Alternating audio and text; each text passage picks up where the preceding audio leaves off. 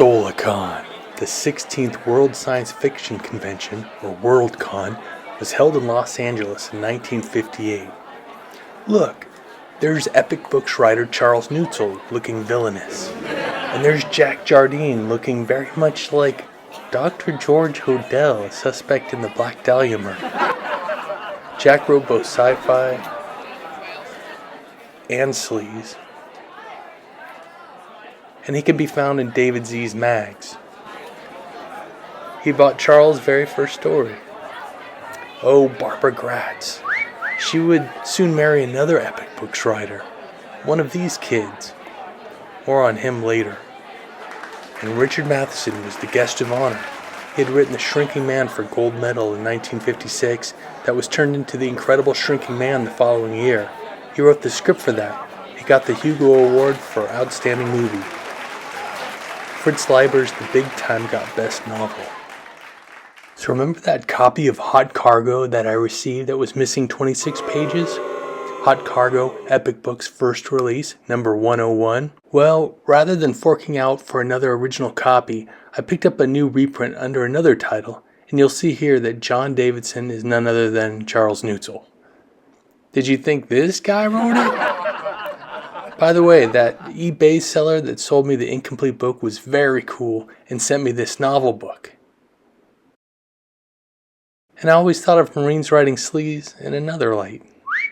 So, The Body Merchants, a reprint of Hot Cargo for Tiger 1968, with Nuetzel using David Johnson as a pseudonym, was updated by Nuetzel for the 21st Century Reader for Wildside Press in 2007, which is a shame in my opinion.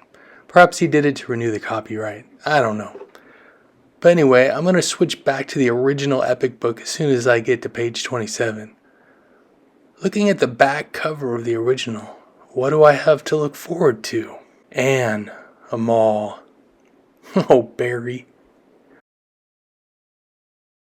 Wild Joan, and mean old Blackie. Hot Cargo's working title was Blackie Jensen's Girls. Charles had been writing short stories for men's magazines. Forrest J. Ackerman, his agent, and the person who created the shortened term Sci-fi, asked, "Can you come up with some 20,000 words in 1 week to show David Zentner? The man needs something as fast as possible." Young Nuetzel replied, "But Forry, I've never written a novel before." From Charles' memoir. It was a hot day. It was hot even for Southern California. I wondered what to write. Well, dummy, type chapter 1 a third down the page. Hit the return key and tab key and write whatever pops into your mind. It was hot. Terribly hot, even for Southern California. Bob Pike edited Hot Cargo. This was before he left Epic Books to start Pike Books, leaving Epic publisher David Zentner to do the editing himself. For Bob, Charles wrote, among other things, Lost City of the Damned as Alec Rivera in 1961. Not only the first Pike book, but Charles' first sci-fi novel, granted a sleazy one, a combo he tried to avoid. Charles' dad did the cover. Other epic writers joined Nuetzel at Pike. Well, I'll get back to you all regarding Hot Cargo. In the meantime, check out this cover of Nuetzel's Passionate Trio, another epic. And now this cover of Zentner's Spree.